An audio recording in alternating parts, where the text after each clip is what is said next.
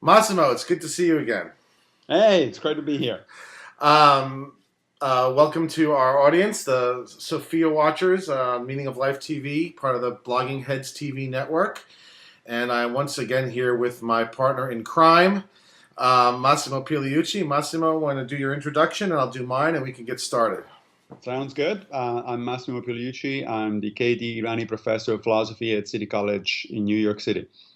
And I am Professor Daniel Kaufman. I teach philosophy at Missouri State University. So, Massimo, today we are going to talk about a topic that is of great interest to both of us, and I think will be of interest to the audience, and that is um, on some of the core ways in which the social sciences differ from the natural sciences. Yeah. Um, and uh, so I thought maybe we'd start off. And I wrote an essay about this recently. It's been something that's been on my mind a lot. It's a topic of interest of mine. I'll link to the essay, obviously, in the link section.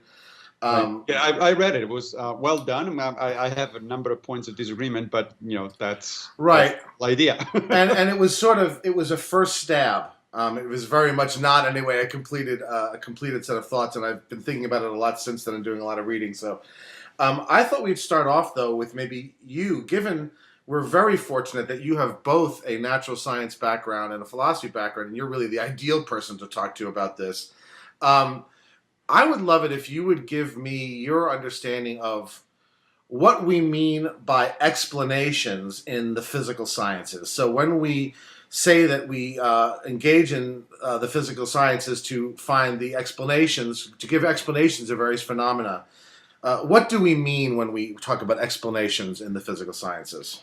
Yeah, I'm glad you mentioned the physical sciences as opposed to the natural sciences, which of course is, in my mind at least, is broader, because I do think there is a distinction to be made up to a point between the actual physical science, meaning mostly physics, chemistry, and geology probably, on the one hand, and biology on the other hand. Biology So is, of course, one of the natural sciences, but I do think there is an important distinction to be made there because I think biology is the bridge basically between the natural science and the physical sciences on the one hand and the social sciences on the other hand. okay, that's good, and may also maybe highlight some disagreements between us. Sure. Although I do realize that there are special issues in biology that don't have come up in physics. I am more inclined to be somewhat separate the social sciences from all the rest. And so go ahead and talk about the physical sciences for now, and then So in physical science, so it used to be before quantum mechanics. Let's bracket quantum mechanics for a minute, right? But before quantum mechanics, it used to be that throughout the scientific revolution and into the early modern times. So we're talking about from Galileo and then Newton up until essentially Einstein and Bohr. In physics, in the physical sciences, in the natural sciences, explanation was based on a causal understanding of what was going on. So, it's either a body hitting another body or a body transferring, heat from one place to another, or a chemical reaction, or, it was a mechanical view of the universe, right? Um, Now that, of course, changed to a to some extent. I think changed partially with the advent of quantum mechanics, because, of course, in quantum mechanics, even though theoretically you can still talk about causes, and some people, in some fundamental physicists, do talk about causes. Really, the concept of cause doesn't seem to be making much of a having that much of a sort of fundamental role in quantum mechanics because stuff just happens, right? So there's a fundamental randomness to what's going on in quantum mechanics, and I don't mean to say that I do realize that quantum mechanical equations are deterministic. So I'm not using the word randomness in that sense, but it is true that in quantum mechanics is essentially a description of the universe in terms of things just happening.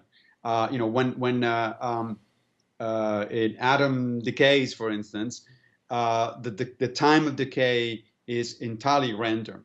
There is nothing different about the atom as far as we can tell in the moment right before it's going to decay, and as opposed to 1,000 years before that point.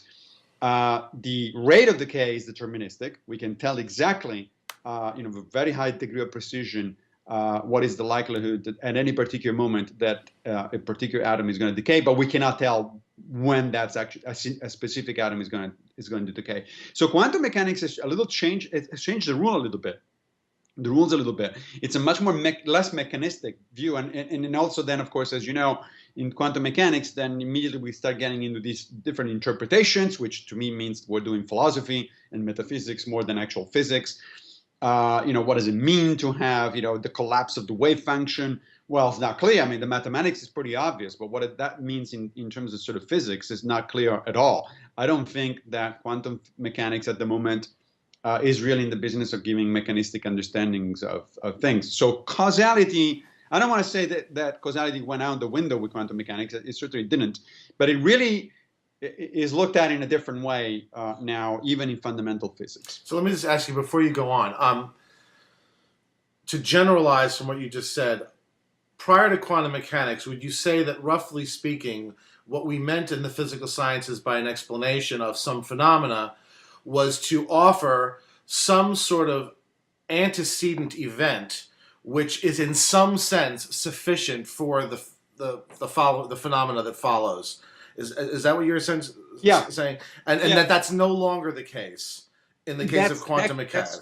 That's right. Strictly no longer the case, because really in quantum mechanics you talk about equations and you talk about laws of nature, but you don't talk about specific causality in specific events. Now, of course, the concept of law of nature has been around far earlier than quantum mechanics. So one could also say that the older mechanistic physics was based on explanations that derive their power from the idea of laws of nature.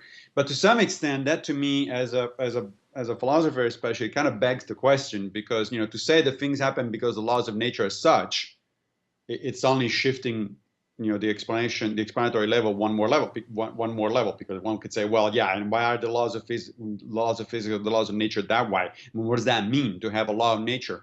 There's been a lot of discussion over the last 2 or 3 decades in philosophy about what do scientists actually mean when they talk about laws of nature. Right. On the one hand, it sometimes, actually often, it sounds like they really are thinking about laws, as in, there's some reason out there why things are always in a certain way. Right. But on the other hand, a much more reasonable understanding that several philosophers have developed and a number of physicists have agreed on is the idea that just laws of physics is simply generalization. There's just empirical generalizations. They may be exceptionless. Maybe we don't really know, because we don't have access to all quarters of the universe, and nor do we have access to all times in the universe. But nonetheless, I think that the safest thing is to say that laws of nature themselves are the result of certain kinds of interactions between, physical stuff. Which means that in fact, laws of nature themselves are based on the idea of causality. Right. So laws of nature are just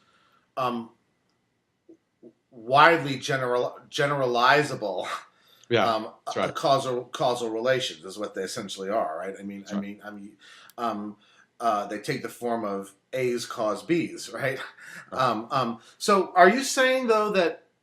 Let me ask you this. This is a serious point. Are you saying that because of quantum mechanics, at this point, we can't really give a general account of what an explanation in the physical sciences consists of?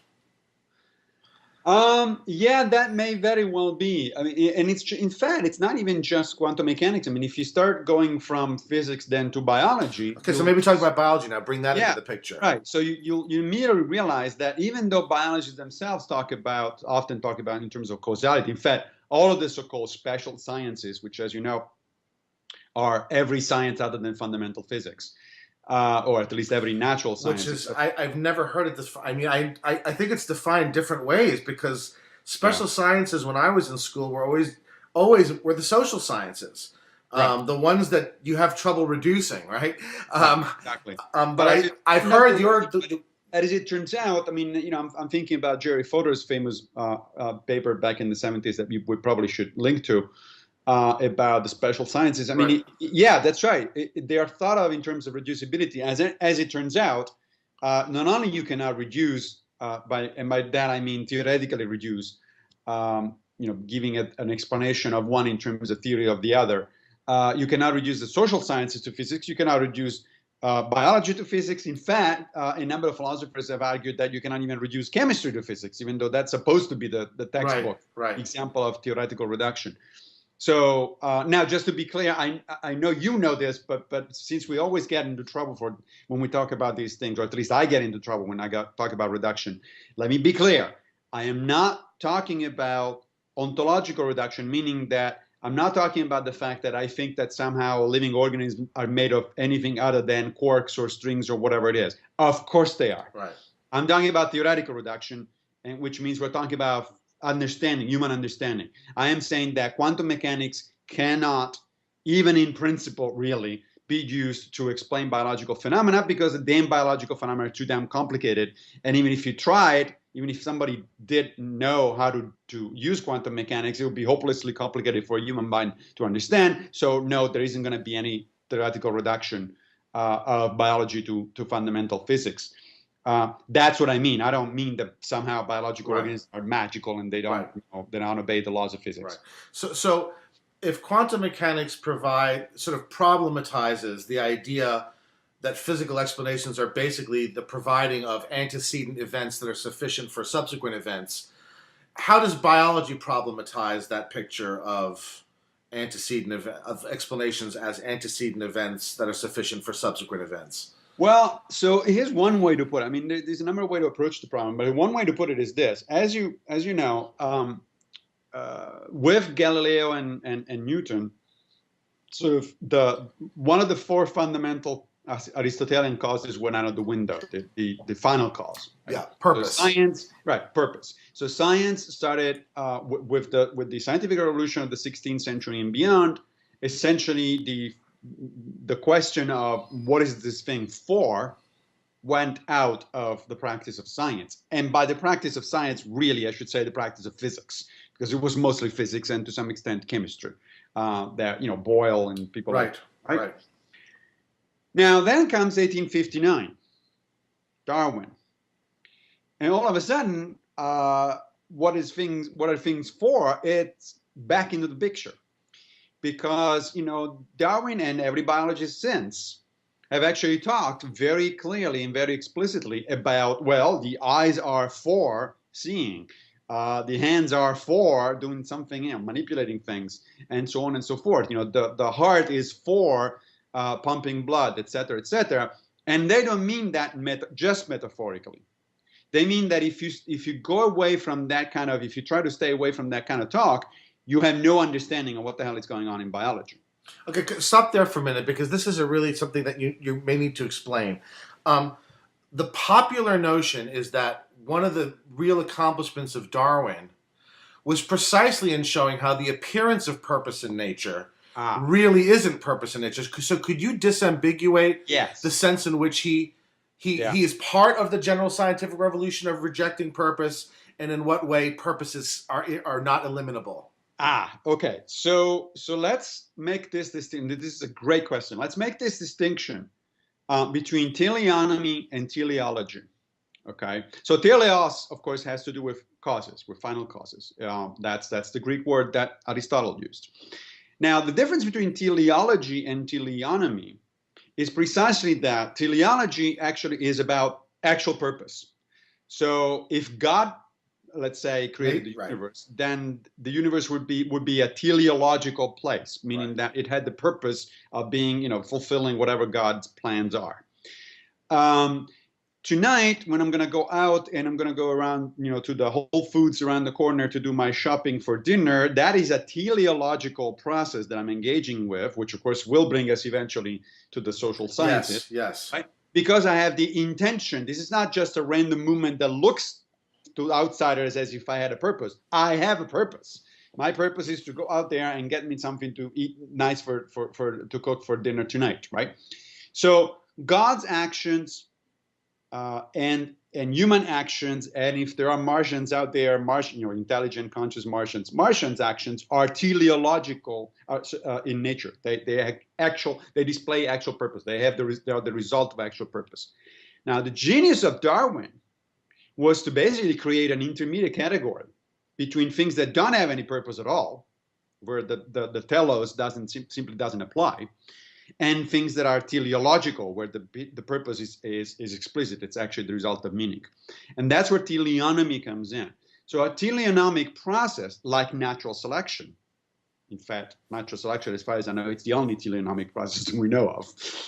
There may be others out there, but that's the only one that I know of. A teleonomic process gives, as you were putting in a minute ago, the appearance of purpose, right? And so it allows us to recover the Aristotle's final question, what is this thing for? But in a way that excludes the teleology. So when a biologist says, the heart is for pumping blood, it doesn't mean that in a teleological sense. It doesn't mean that the heart was created by some intelligent being in the same way in which the keyboard on my computer is created by an intelligent being for the purpose of me to be able to type stuff. But Darwin does mean that the heart has a function. It's not there. It's not just an assemblage of things. It's not a stone. It's not a. It has a role relative to a system. Yeah. Exactly. Yeah. It has a functional role within a system, and we cannot make sense of it unless you actually take on board this idea that there is a function and role. Everything else in outside of biology doesn't, and social sciences doesn't have a function. It's not like atoms don't have functions. Right. Planets don't have functions. They can be viewed that way, but then that is purely the appearance of purpose. We could view physical phenomena as purposeful, but that really is just the appearance of purpose. Whereas with biological phenomena, it's not just an appearance. They do have a role relative to a system, and that is not eliminable in understanding what they are. Correct. But that role is not the result of someone making it on purpose to have that role. Right. Precisely. So in fact, at this point, ever since Galileo and friends, it really makes no sense to apply the category of purpose to physical objects. It doesn't add anything to our understanding of it. It's not like you could say, oh, well, the purpose of the Earth is to rotate around the sun. That makes no sense from a modern perspective. This is something that maybe 2,000 years ago somebody might have said, but today it makes no sense. Try, however, to get away from the language of purpose in biology, and you lost biology. So the point is, you cannot have a purely mechanistic biological account. Correct. Okay. Even though, again, I'm not talking about any magic going on here. But there are a lot of mechanistic accounts in biology, right? It's just not that they can all be given, right? It's because certainly if you think about physiology, right? Yeah. All our physiological counts are, roughly speaking, mechanistic, right? So if I want to explain, why did this person's hand go up, right? I'm going to give it an account in terms of a series of antecedent events, physiological events that made the hand go up. And so I think here's the question. I mean, whether or not the sort of the line I'm going to run is sustainable depends upon this idea of explanation as seeking antecedent events that are sufficient for subsequent events. Do you think it's still fair, even with all the caveats that we've just introduced, to say that what explanation in the natural science largely consists of are these sorts of efforts to explain subsequent events by pointing to antecedent events that are sufficient for them? Or do you think it's not even fair to say that in a general understanding there's qualifications, understanding there's complications, understanding that at the fringes of science there's all sorts of weirdness? Do you think that that's still a roughly fair way to categorize explanation in the natural sciences now, I'm saying? Okay, so I would say that it is fair up until the development, the evolution of sort of conscious beings capable of meaningful actions. Okay, I think I'm going to draw a line there. That's why I would say that after that, what you're really engaged in is social scientific explanation, which I think is of a fundamentally different kind. Well, let's have a discussion in a minute about whether that's a fundamentally different kind. I don't think it's a fundamentally different kind. I think, however, that there is a significant, there's a major difference there. I don't think it's any different, if you will, So the transition between the biological sciences and the social sciences, to me, looks a lot like the transition between physical chemistry on the one hand and biology on the other. So, Okay. right? So the way I see it, obviously biological systems are physical systems. They're physical chemical systems. They're made of molecules and atoms, and those molecules and atoms follow the laws of physics and chemistry. There is nothing, again, magical there. And yet, some of these systems that are made of atoms and molecules are alive, and others are not. Right? And now we're not going to get into discussion of what is the definition of life and all that. No, I but don't think it's necessary. right. Yeah. To me, life is like porn. You get recognized if you see it. And right, and so there. You said that, not me. And I stand behind it. So I mean, regardless of the likely intermediate cases, there may be cases where we might not be able to tell exactly, et cetera, et cetera. But nonetheless, you are alive, and my computer is not. And certainly the rock outside of my door is not alive. And yet they're all made of the same stuff. Okay, so it's the way that stuff is organized that makes something alive or not alive. So in the same way in which I see biological systems fundamentally as physical-chemical systems, and yet they require additional explanations, additional layers of explanations, because otherwise you don't get biology. You just get physical chemistry, and you cannot make sense of a lot of biological processes. Similarly, at the other end of the complexity scale, I think that human beings, of course, are biological organisms. They are biological objects, and therefore they're also physical objects. So we are subjected to all the laws of physics and chemistry, and we are subjected to biological explanations. And yet, those by themselves are not enough to account for human phenomena.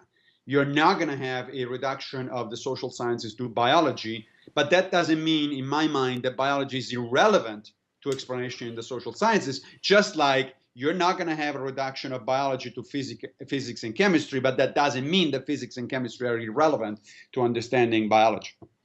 Okay. Does that make sense? Yeah, no, I understand what you're saying, and I understand the way that you see this as a really a matter of degrees of complexity rather than of category differences. Right. And now that you're saying this, I'm getting clear. I think I still am going to want to claim that they're a matter of category differences. And so maybe we'll switch around and I'll throw out something about what I see as a sort of a categorical difference, and then you can sort of respond to it. So to Sure. me,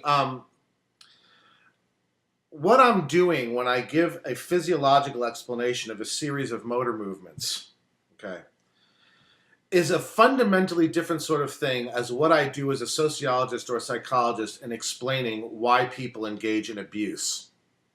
Yeah. Okay. And the reason for that is that the intentions that would be invoked as the causes of the abuse and the abuse itself, neither of those are what we would call natural kinds, right? These are, in a sense, what these are motor movements under certain descriptions. Yeah. And those descriptions are, to a great degree, normative, okay? And so the motor movements that might be deemed abuse in New York might not be deemed abuse in Pakistan. Sure. Okay. And so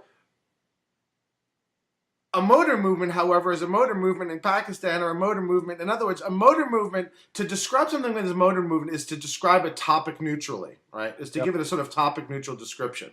Yep. Whereas to describe something as abuse is a highly socially, culturally, and morally inflected description. Sure. And so I don't see how the explanation of that could be anything like the explanation of what we give for a motor movement. And secondly,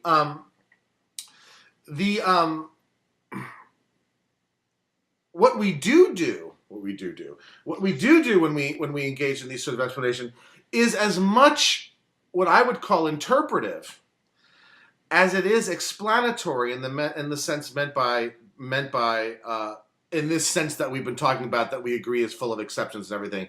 Right. If I want to explain why the arm moves, I give a set of physiological causes, and those are going to be true whether it's in New York or it's in Pakistan.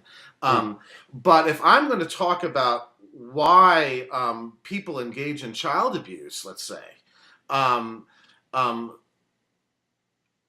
as much of what I'm doing is as much explaining, talking about why we count this as as abuse over here. Sure. And notice if we have a disagreement, say, the Pakistani also ought to view it as abuse. That's a moral disagreement, not a scientific one.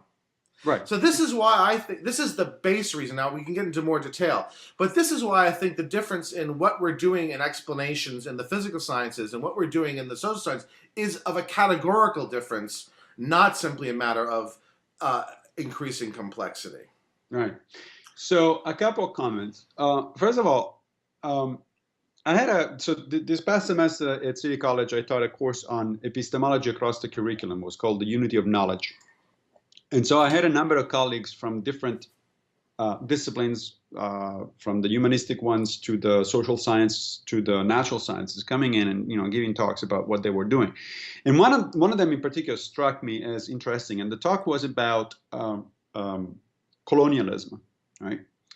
And my colleague who introduced the topic of colonialism said, "Look, I consider myself a social scientist. I consider myself somebody who studies, the sociology of certain movements, the history from a sociological perspective of certain occurrences."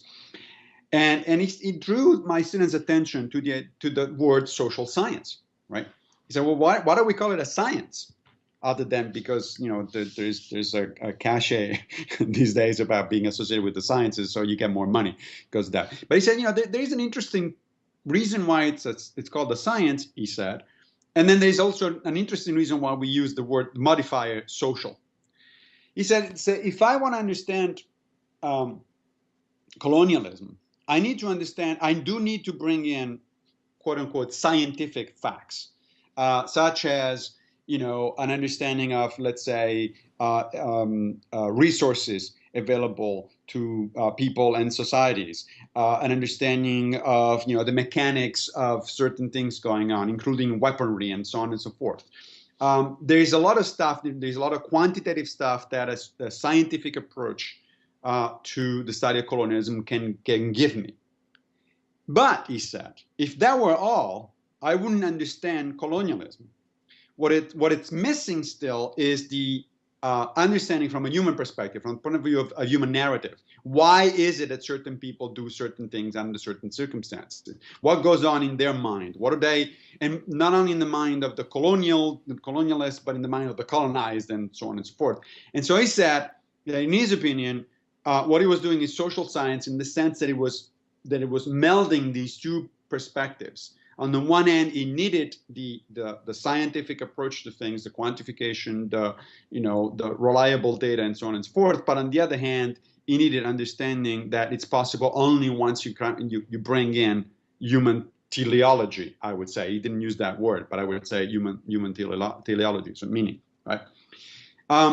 So keep that in mind for a second. Now the second thing that came to mind when you were talking about a particular action, being acceptable ethically in one society and not acceptable in the other society, even though the action from a physiological perspective is exactly the same. Well, there is a parallel there in biology. I mean, when we say that something, that certain physiologies or certain structures are adaptive, right? So let's say the ability of a leaf to capture light in a certain way or something like that. It's always understood that phrase is within a particular context. There's nothing that is adaptive no matter what.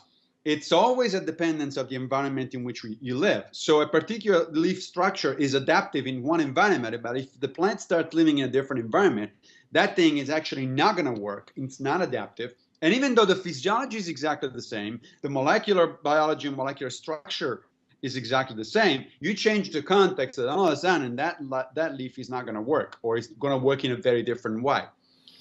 So if you put those two things together, look, I understand, and in fact, I'm going to agree with you that certain, you put my original description of things in the way of a continuum. But continua are not necessarily monotonic, and they're not necessarily sort of graded, right? You can have a continuum that has sort of certain variation and then a very sharp uptick of some variable or some whatever it is that describes the system. And so it looks like the two systems now, the system before and after the transition, is completely different. It's qualitatively different, while in fact it is not. There is an underlying sort of quantitative transition. That's the way I see the transition between non-living and living, and the transition between non-social and social, or non-meaningful and meaningful. That is, yeah, they look very different. And those differences are quantitatively large enough that if you want to talk about them being qualitative, I'm on board. I'm okay. What I'm not okay with is to say, therefore, there's an entire category of explanation that now all of a sudden becomes irrelevant. I still think it is relevant. It's just insufficient at this point. Okay, this is very interesting, and it may be bordering on a very academic discussion that maybe this is a risk we'll have to take. There's very smart people in the audience. Why not? The thing about adaptiveness is a very good point, because what it shows is that some of the key concepts in biology can only be ascribed contextually, right? And so that strikes me as a reason why you're never going to get laws of biology like you'd get laws of physics, right? Because they're simply not going to admit of the kind of generalization that we typically think of when we think of a physical law, right? Right. But it seems to me that the question of whether something is ascribable only contextually is a separate question of whether something is only ascribable under an interpretation. Okay? That strikes me as different, and that's where I see the category differences happening, right? Is that in the social sciences, when we give explanations, and I'm putting it in scare quotes because I'm not sure I think they are explanations, given how we've understood them, both the alleged cause and the alleged effect are described via terms that can only be ascribed under an interpretation, right? Right. So let me give you an example. So let's keep with the example of abuse, just to keep it simple and not fly all over the place. So, Okay.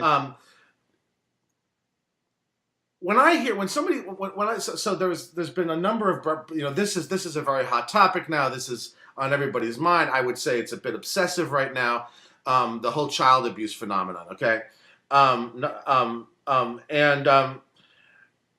You have a lot of sort of breathless scientific announcements. We found something in the brain, right? So all the child molesters have some sort of brain, there's something about their brain, right? So that is an attempt to give a physiological explanation, to give a physiological cause for this behavior. And what I think about this is that such an explanation is completely irrelevant. It does not help you understand anything, because of course the brain of the Pakistani is no different from the brain of the person in New York, okay? And the Pakistani, I'm using, please don't, I don't want to have like a deluge of Pakistanis like saying we're not a bunch of child abusers. So let me just invent a fake country, okay? Country X, right? In which child brides are common and are integrated into the culture and part of the religion and all this sort of stuff, okay? Right. For first of all, the phenomenon wouldn't even be a subject of social scientific investigation in that society, because it's not viewed as a pathology. It's not viewed as socially dysfunctional. It's simply not interpreted in such a way that it would raise social scientific interest. That's number one. Number two, it seems to me that the explanation that would be useful for why if we were asking in the United States, well, why is there all this why do people engage in child abuse? We're going to refer to various kinds of socially and inflected descriptions of people's mental states, right? So we're going to say things like, well, it's a result often of people who have failed to develop correct boundaries, right? It's the result of people who have had, let's say, dysfunctional families in various ways, and so on and so forth. But notice, all of those are not themselves topic-neutral descriptions of states of mind. They are themselves interpretive, normative descriptions. And so it seems to me that those are the kind of explanations that are really useful, right? And what it not pointing to people's brains. And what that reveals is that what we're not really trying to give a series of antecedent events that are sufficient to explain a subsequent event. What we're really trying to do is explore, why do we interpret these sorts of behaviors as dysfunctional in this way in our society, right? And what are the relevant sort of social, contextual, personal, familial relations that give rise to them, right? In which we find them, right? But that strikes me as an entirely different enterprise from explaining why someone's arm goes up. Okay, yes and no. So, couple of points. First of all, notice that even you a minute ago used the term sort of causal explanations. Now, the fact that we use the word causal as a modifier of explanation, to me, suggests that there are some explanations that are non-causal. Fair enough. Yeah, fair enough. And in fact, I gave you right at the beginning some examples in physics of explanations that are non-causal. Yeah, right. So why did the particular atom decay? Well, because the laws of quantum mechanics says that it has to decay, but there was no cause in the sense of a specific antecedent to that specific event, right? So one suggestion that I'm going to put forth is that, yes, you're right, human motivations, human cultural context, human ethics, and so on and so forth are all part of the explanation of certain behaviors. And in fact, they may even be the most relevant part of that explanation. But nonetheless, they're not the entire explanation. So let me give you an example. Now, that gives me to the second point I wanted to bring up. So you said, if the guy is engaging in certain kind of behavior, pedophilia or whatever it is, the brain is the same. Well, yes, and to a broad extent that's true. And the brain, of course, is the kind of thing that precisely it's the kind of organ that allows us to react differently to different external conditions and so on and so forth. But nonetheless, there are also interesting cases where you literally can say, or can arrive pretty close to the, what sounds almost like a joke, my brain made me do it. Well, of course your brain made you do it. Your brain is what, where your causal powers, mental powers reside to begin with in interaction with the external world. But there was this case that I described, I think I described it in Answers for Aristotle, of this guy in the southern United States, I think it was in Virginia, a few years ago, that all of a sudden starting engaging, feeling very strong sort of attraction to young boys and engaging in pedophilic behavior, essentially. And he got in trouble, and he eventually got caught. I think it wasn't engaging in directly in any behavior, but it was looking at child pornography or something like that, right? And so he got in trouble, got discovered, got in jail. Then, and he kept saying, this is not me. This is, I don't understand why I'm doing this thing all of a sudden. This was a sudden behavior. They discovered that he actually was developing a fairly large tumor in his brain in an area that is actually directly related to sort of the higher cognition, the higher level control of our actions. They removed the brain tumor. The feeling of interest for young boys disappeared. And then it came back a few years later, and sure enough, the tumor had been back. Now, this is a fairly starking case, and I'm not even close to going to suggest that there is going to be that kind of very simple, very mechanistic explanations about all of our behaviors. I don't believe that for a second. In fact, what I think it's interesting is precisely that case is anomalous. It's so clear-cut. It's so obviously outside of the norm that it teaches us something. Right, because it's very unlikely that in a society in which child marriages are normal, that all the adults are walking around with brain tumors, right? That's right. No, absolutely. That's not what I was going. Yeah. What I was going over was that here we have a case of, if you will, basically the opposite of what you're presenting. You're presenting a situation where we all have similar brains. Now, we don't have the same brain, obviously, but we all have very similar brains. But then the environmental, the cultural environment changes, and those brains make us behave in different ways, right? So in other words, the majority of the explanation the burden of explanation goes into the society, into the cultural milieu, as opposed to the brain, because the brain is essentially constant. What I suggested is a situation, what I presented is a situation where this is exactly the opposite. The cultural context is fixed. The guy didn't move. He didn't live in a different society. The brain changed. And there was this change of behavior. Yeah. And so that's what I'm saying. What I'm saying is that obviously you need both levels of explanation for human behavior in general. I mean, after all, if we didn't have brains, we wouldn't behave at all, right? Right. If we didn't have that kind of brain. This is about explanatory frameworks, and it's not about that. I agree with you. Yeah. So that's what I'm saying. So when I as you know, I'm myself very skeptical about the "my brain made me do it" kind of thing. It's like, oh well, it's the Pleistocene brain that causes us to do certain things. Well, no, the Pleistocene brain allow us to do a certain number of things, because without a brain like this, you're talking like this sort of like these evil Eve psych sort of these glib sort of. Well, the reason why men sleep around more than women is because of their evolutionary, spread their seed, as opposed to that sort of thing. Yeah. There's another example that I think is relevant, and it's actually Gord. I'm going to give you a hand in this case, actually, because the example I thought was very interesting, and but it goes into your direction your way of reasoning, and that is this. This is also something that I think I mentioned in Answers for Aristotle. So there was a study about the reaction to alcohol in two different groups that was carried out in Connecticut a number of years ago. And what they did was they noticed, the researchers noticed that the Irish sort of community, in the Irish community, there was a high degree of sort of drunk behavior, and sort of the typical thing that we associate with drunk behavior, so on and so forth. But they also noticed that in the same area, same town, there was an Italian population which apparently consumed about the same amount of alcohol, and yet was not engaging in those kinds of behaviors. So the question, what the hell is going on there? The alcohol is the same, so the chemistry is the same. The brains are the same, because nobody believes that Italians and Irish have different, enough genes, that their brain structure is completely different. So what the hell is going on there? And there, the explanation really was a question of social science where the social is more important than the science. Meaning that, well, what was going on was that the cultural context in which these two things were happening.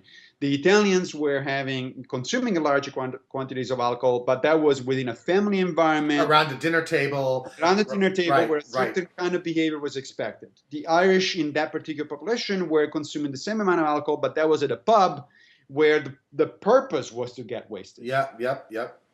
So that it tells you that, yes, in those cases, clearly the answer is not biological, it's not chemistry, it's society, it's intention, it's behavior from a point of view of sort of what happens in one group is very different from what happens in the other group.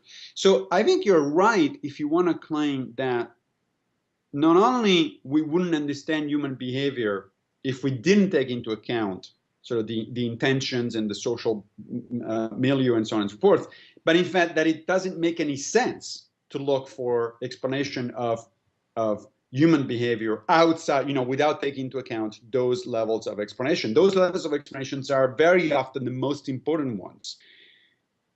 Just like in biological systems, the adaptation and the natural selection is often the more important level of explanation, and not the physics and chemistry. But the physics and chemistry is what allows natural selection to actually work. It's what constrains the system. And I think it's useful to see human beings in a similar way. That is, the explanations tend to be about intentions in societies and culture and so on and so forth. But of course, all of those are made possible by a particular biology, without which none of that would be actually happening. And occasionally that biology does creeps up in a way that actually directly furnishes a major part of the explanation, as in the case of the pedophiliac, suddenly, on and off pedophiliac with the brain tumor. Right. But those are exceptions. I do think that those are exceptions. I don't think that's the norm. Right. And so, I'm realizing sort of the complicating factors here. I think that my initial idea was that explanations by explanations in the physical sciences, we typically mean causes, right? Yeah. Whereas I don't think that what we call explanations in the social sciences typically can be called causes. Um, um, Well, the question is whether this is a good way of making this distinction, or yeah. whether there's a different way of making the distinction that still captures, because it's not clear from what all that you've said that it's really a good way to characterize explanations of the physical sciences as referring to them as causes. Right. So remember, causes are good, and they're useful in between the quantum world and the social world. Yeah. Everything in between is or causes. even the biological, because the biological accounts are not purely causal either, because there's a teleonomic dimension to them. Yeah, that's true. But the teleonomic dimension, well, that's an interesting point. But I still think that even in biology, outside again of actual teleology, so outside of actual intentions, even in biology, I think you can give a mechanism. I mean, biologists talk about causes, even at the level of natural selection. I mean, the causes are more complicated than the ones that act at the physical-chemical level. But I still think it's a matter of causes.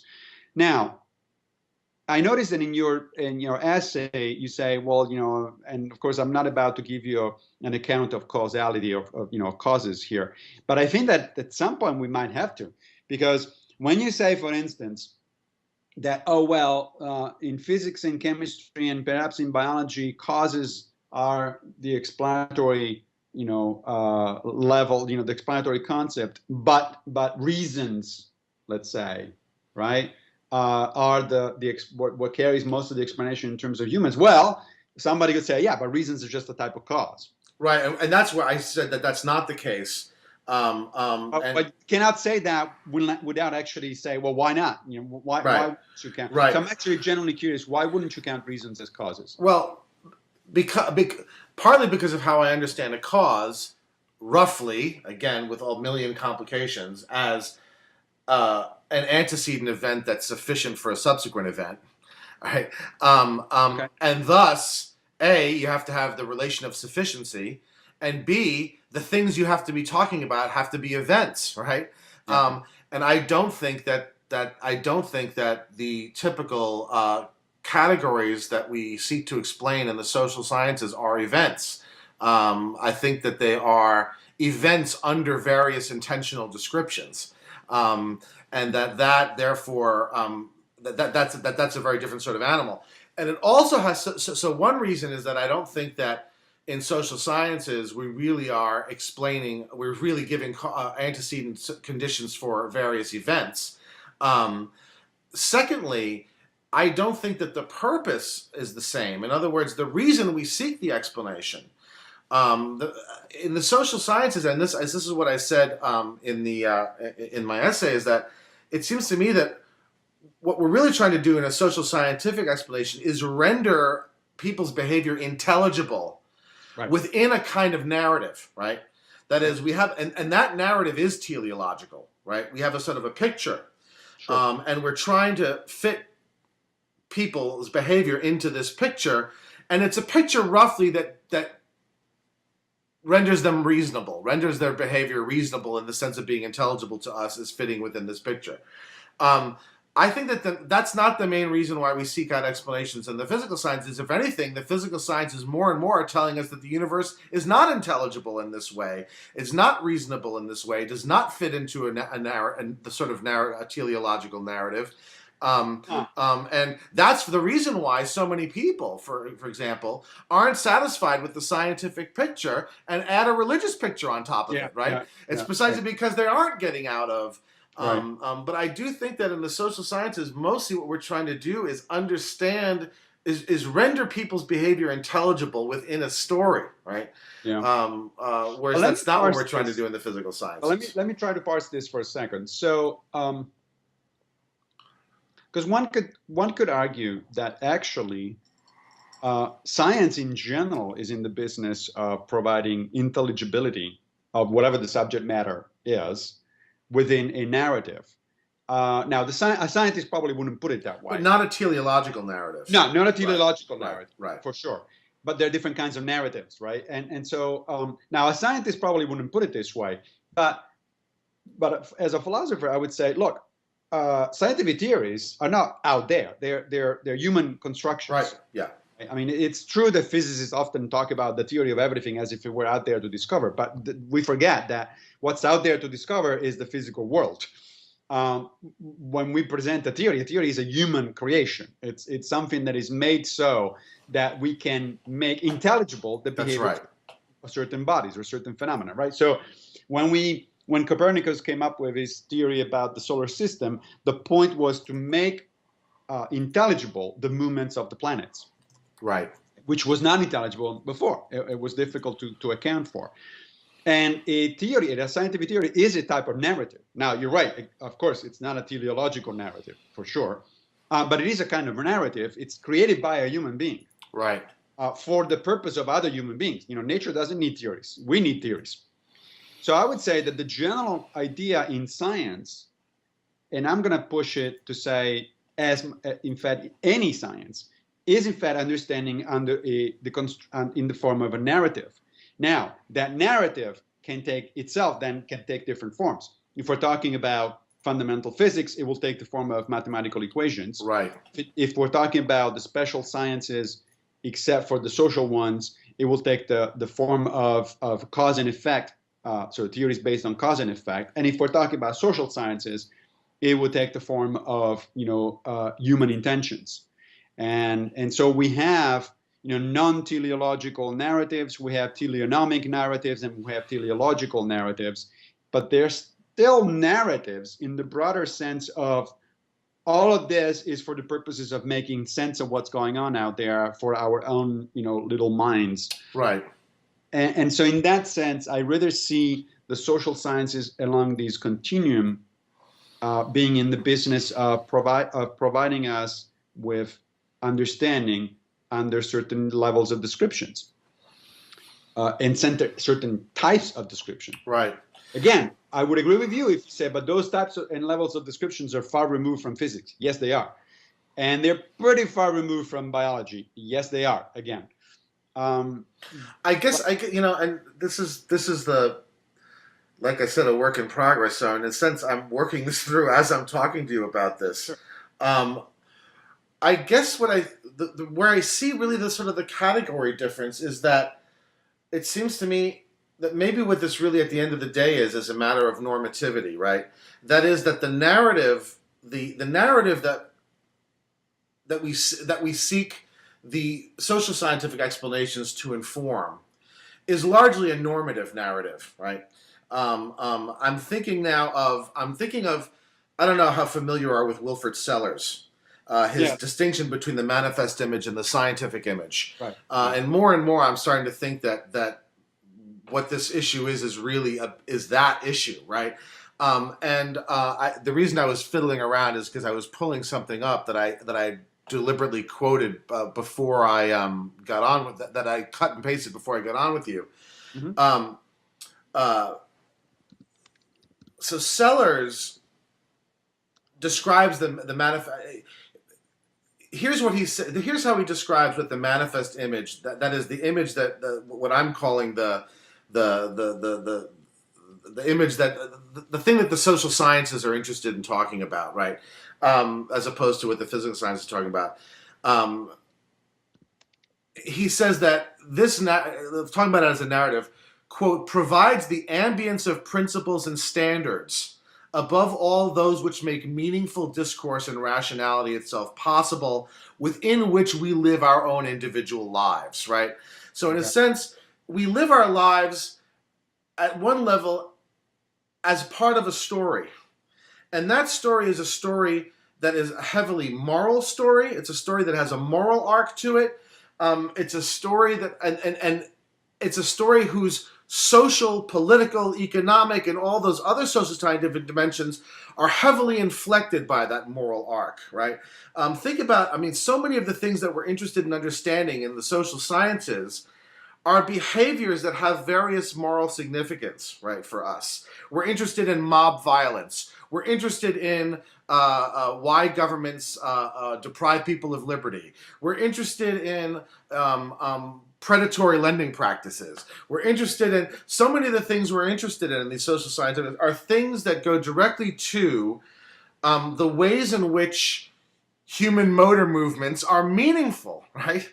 And have significance, have a kind of moral, social, political significance. And I just don't see the business of understanding all that as in any way like the business of understanding why people's arms and legs move, right? Why their pupils dilate. And I see that as a category difference, not just as a difference in complexity, because we're talking about an entirely different kind of thing, and we're engaging in the inquiry for a very different kind of purpose, right? I'm going to certainly grant you it's not the same kind of inquiry as why do pupils dilate? Although, well, forget the pupils. Yeah, I'm going to grant you the pupils. I only use that because of my example in the essay of voyeurism, right? So a social scientific account of why people are voyeurs is not the same kind of account as the account of why people's pupils dilate, even though voyeurism involves all sorts of pupils dilating, right? Right. No, that's correct. And now, however, although it's true that the majority, arguably, or certainly a large chunk of what we're interested in terms of social sciences does have what you call a normative dimension. It has to do with ethics and it's construed in broad sense. Yes. Certainly not all human behavior has a normative dimension, right? No. I mean, right. So if I am thirsty, if you had to explain why I'm going to get up in a minute, I'm not, but I'm going to get up in a minute. Drink a glass of water. Yeah. But that's not what the social scientists are most. But that's not what the social sciences are mostly interested in explaining. No, right. but then again, true that they're not interested. But it is a type of human behavior which does have intentions as part of the explanation, right? So and in fact, it's a perfect example for me because it is the kind of behavior. It's a simple behavior, of course. Granted, it's nothing as complicated as a mob, behaving in a certain way, but it is the kind of behavior that shows that, well, yeah, there is a biological component there. I'm thirsty, and I can give you a completely physiological explanation of why I'm thirsty, right? But the fact that I'm getting up at this particular moment and going to the refrigerator and open and getting a beer instead of water, or getting this particular beer instead of another beer, or whatever it is, or beer instead of wine, that has not much to do with being thirsty. It has to do with a lot of social motivations and popular advertisement and customs and so on and so forth. Right. Right. So similarly, if I have sex, well, that's because I lust for a particular person. Okay, but why am I lusting for in general? Well, I lust in general because I'm a particular type of biological being that has certain particular types of urges. But the way those urges actually manifest themselves, this person rather than that person, this moment rather than that moment, is greatly influenced by motivations and intentions and cultural background and so on and so forth. So those are behaviors that don't have necessarily intrinsically an ethical dimension to it, a normative dimension, and yet they still involve intentions and they still involve a social aspect to things. And those are easier, I think, to understand than the ones that are normative, because the ones that are normative, you're right, there's an added layer of complication there. But I think that what may the danger may be of jumping straight to the normative behaviors and thinking that it's the normative aspect that is fundamental, while in fact the normative aspect is just one more complication, but it's not what's fundamental to the understanding of the behavior. I'm not trying to knock down the ethics, as you know. I'm very interested in normative things. Yeah. But those other examples, I think, in my mind at least, make it clear that there is not necessarily this irrelevance of biological explanation on the one hand, and it is also the case that social explanations not need necessarily to be normative. Right. And I don't know, I guess I don't know that I want to say that the biological explanations or physiological explanations are always everywhere irrelevant. More what I was trying to say was that it's a very different kind of thing to give a physiological explanation of a series of motor movements than Yeah. it is to give a social scientific explanation of an action, Yeah. which is a Agreed. bodily movements under under an intentional description. Yeah. Yeah. Agreed. But I don't think um, that's correct. But that distinction, I don't think, is different in kind from the distinction that I was making earlier between biological and physical systems, right? Right. So it's true that biological organisms, again, are made of molecules, and so they're subjected to the laws of chemistry, but the laws of chemistry by themselves don't tell me enough. In fact, they tell me rather little about why a plant has a leaf shaped in a particular way. It's molecules, but the reason why those molecules are organized in a particular way is because there's a function, and that function is the result of natural selection. And natural selection is definitely a different kind of explanation from physical chemical explanations. Right. In fact, it literally cannot be reduced to physical chemical explanation. You don't have a theory, and I don't think you're ever going to have a theory. Well, there couldn't be one if what Right. you're saying is correct, right? I mean, Right.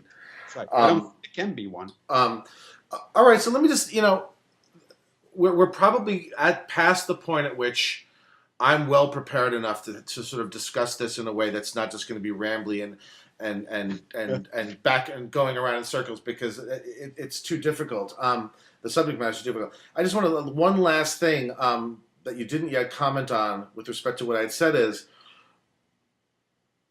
and let's just focus narrowly on whether we can treat social scientific explanations as causal, okay? Okay. And let's bracket everything else, because that's certainly one of my sort of the core ideas is that I don't think that that social scientific explanations, and really what we're talking about are what we would call folk psychological explanations, because that's ultimately what they all involve, right? Yes. Are genuinely causal. Would you agree that a genuinely causal explanation, both the antecedent and the consequent, both the cause and the effect, have to be discrete events? Gosh, that's certainly a classical interpretation, but discrete events, I don't know. We live in the world of quantum mechanics where there are no discrete events. But there's no causality either, right? You said but there's no teleology either. Right. So if the goal is to exclude, to sort of set aside the teleology, you don't get the teleology just by doing away with causality.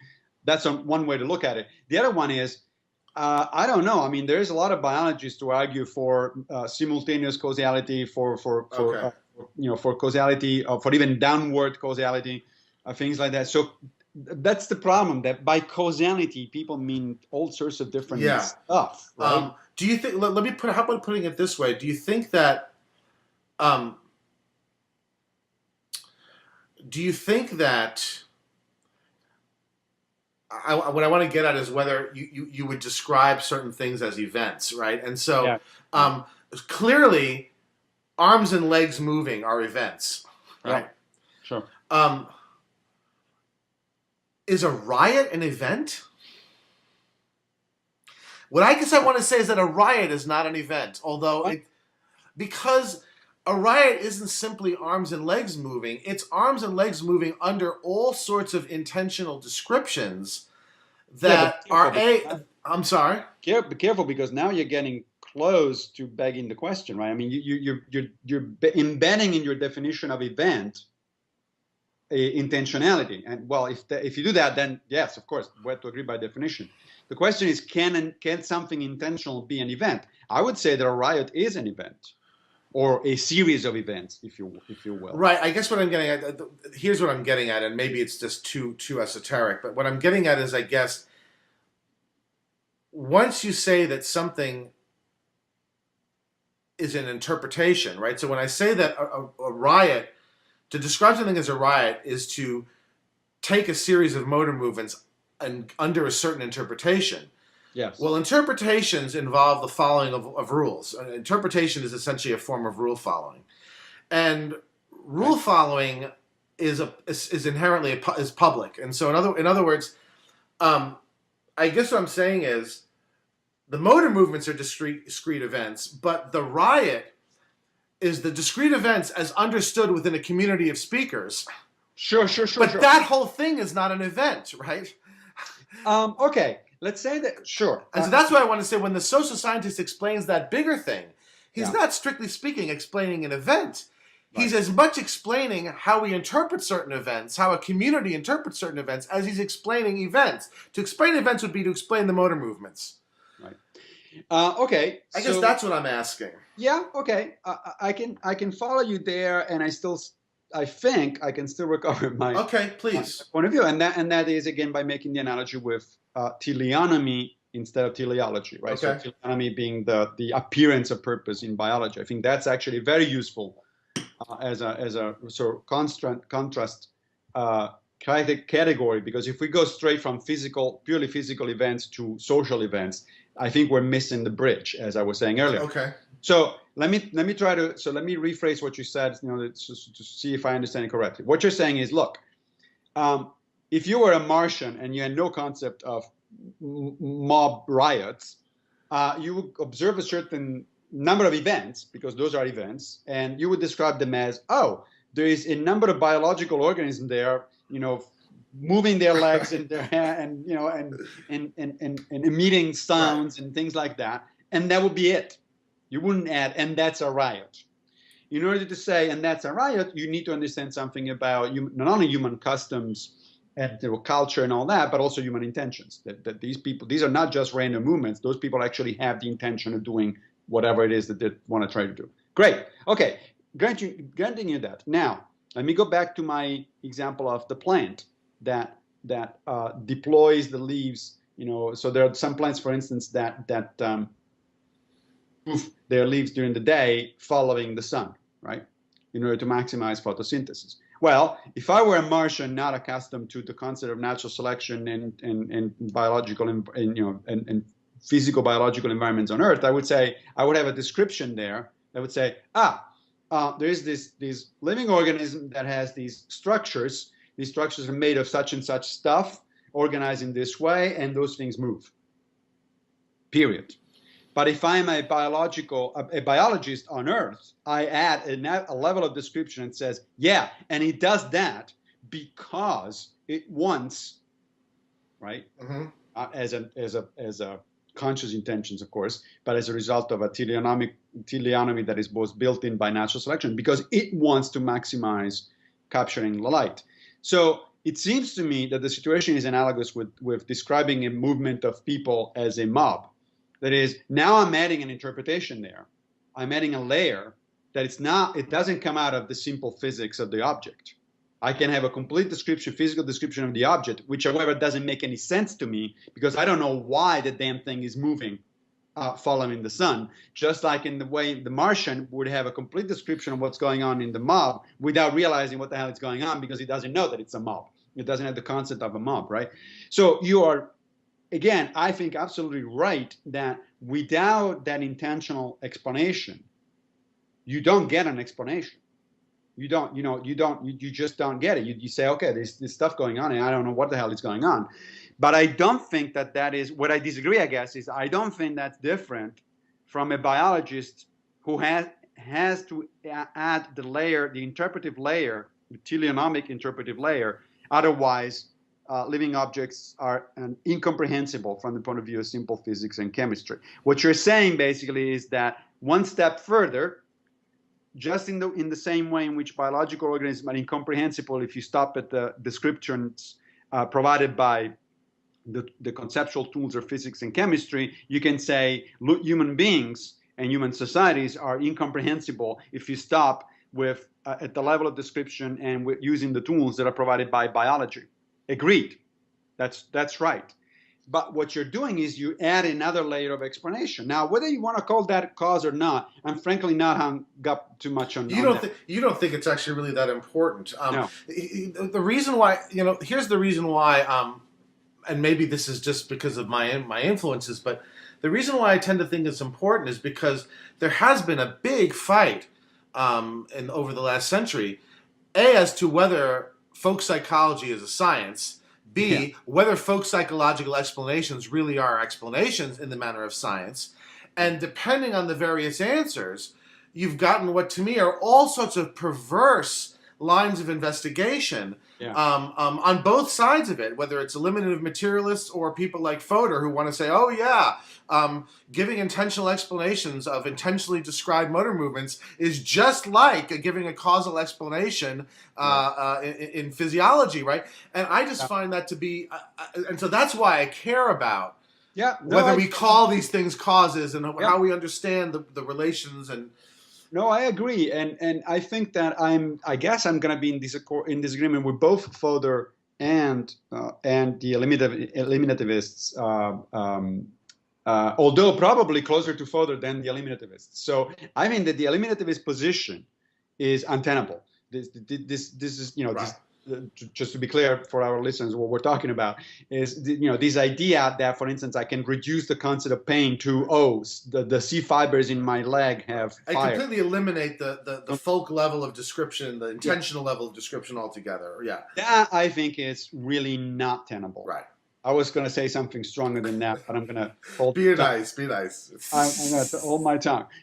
I don't think it's tenable. I mean, obviously, the C fiber firing is part of what's going on there, but it isn't the whole thing. And in fact, we know. I was just reading an article very recently about the connection between pain and attention, and we know that we can distract people from pain. Their C fibers keep firing, and they just don't notice. Okay, that's right. Because their attention is focused somewhere else, and that's because apparently the human mind has a limited attention capacity for attention, as everybody who has played video games knows. Right. So, so I'm certainly not an eliminativist. I think that's a no-starter. You cannot eliminate what people do call folk psychological explanations. Right. On the Fodor side, where I disagree with Fodor is. Where he goes into this whole business that it's not a science unless it's based on laws. He famously wrote this thing, this infamous, I think, book. With all due respect, because I really think Fodor is one. You're talking about his book on evolution. Yeah, exactly. I think that book was better than it was bad in the sense that even the ways that it was bad, it raised what are indeed the crucial issues, right? And I mean, in a relatively clear way, because he's a very good writer. Fair enough. I will. Maybe we can. Yeah, another one on that. Yeah, we can link my review of that book. Actually, that was what Darwin got wrong. Yeah. And basically, what I think Fodor gets wrong is that he thinks that whenever there is intentionality in a system, and whenever there is historicity in a system, also, you cannot have laws. And I agree with that. That's what you were saying earlier, right? Yeah. The reason we have laws in physics and not in biology is because an atom is an atom is an atom, whatever it doesn't matter where it has been over the last million years. But something is only adaptive in a specific context, right. And it's a result of a line of ancestry and so on and so forth. And so you have to understand it historically. That's why biology doesn't have laws. It has some empirical generalizations, but it doesn't have laws. Yeah, it's an historical science. And of course, a fortiori, the social sciences, not only they are historical, because social context changes through history, cultures change through history, but there's the intentionality that comes in, right? So I agree with Fodor as far as that goes. That is, that the social sciences and even the biological sciences do not admit, they're not nomological. They don't admit of laws. But then it jumps off and says, therefore, they're basically not sciences. They're just, one thing after another, and there's no rhyme or reason. No, there is rhyme or reason. It's just not the kind of rhyme or reason that you find in physics or chemistry. They're perfectly valuable sciences, but they require other stuff. They're not reducible to physics. It sounds to me like you're almost saying he's making the same mistake that you're saying that you think I'm making, and that is that and it's partly due to having too narrow and too classical a notion of what an explanation consists of. It sounds to me, in part, what you're saying.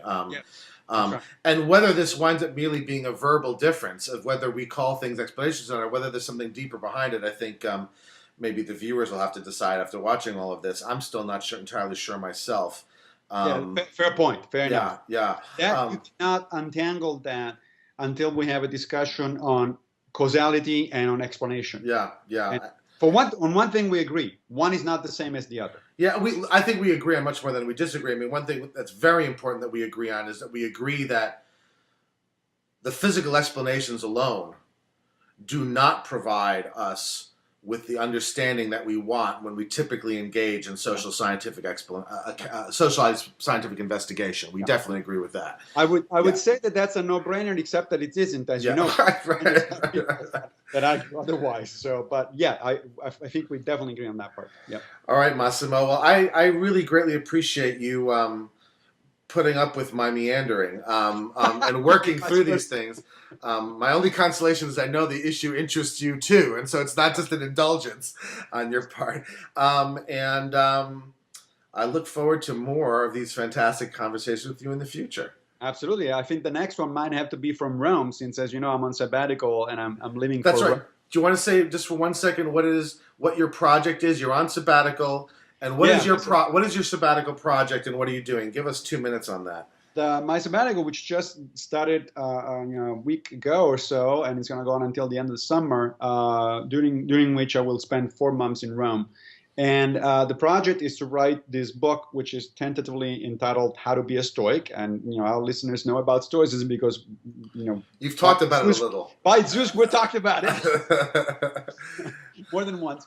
And so the idea, as it is unfolding now, is that this is a book for a general public, and it's supposed to be get across the idea that Stoicism is a very practical philosophy. And so the way I conceived the book is that it's going to be an indirect conversation, not a dialogue, but an indirect conversation between myself and Epictetus. And I'm going to have Epictetus basically imagine that Epictetus is my companion who is explaining to me what Stoicism is, and I challenge him and I ask him questions and I get answers from him. About the same, the basic idea came from rereading parts of Dante's comedy. Where he goes through hell, purgatory, and paradise with the aid of Virgil first, and then of course Beatrice. Now it won't be a dialogue because I don't. You're not gonna write it in a dialogue form. No, nor am I writing a poem. Because I was going to say, if you wrote it in a dialogue form, we could do a video and I could play Epictetus if you wanted. But now, there will be some direct quotes from Epictetus, on which I will elaborate and I will respond. But now, writing a dialogue, as you know, it's very difficult. Very hard, yeah. Is the trip for the purpose primarily of stoking your imagination, or are you actually using archives that they have? Are there archives you want to get into over there? It's mostly to sort of get away from New York, as much as I love it, to sort of be able to orient myself and focus on the project on the one hand. But also it is inspiration. I rent an apartment in Rome, not far from the Forum and the Colosseum, where Epictetus was for a good part of his life. And I'm actually going to take a couple of side trips, again, sort of inspirational, if you will, side trips. One to Hierapolis, which is in western Turkey, where Epictetus was born, and another one to Nicopolis in northwestern Greece, which is where he died and where he actually established his school after he was, sent into exile from Rome by the Emperor Vespasian. So it's going to be an interesting sort of voyage of discovery, and then we'll see. The book is due at the end of August to my publisher, and I've actually just been told a couple of days ago that the basic books will try to get it out by April of 2017. Excellent. Sounds fantastic, and I look forward to doing a dialogue with you from Rome. Absolutely. All right, Massimo, take care of yourself. You too. All right. Bye-bye.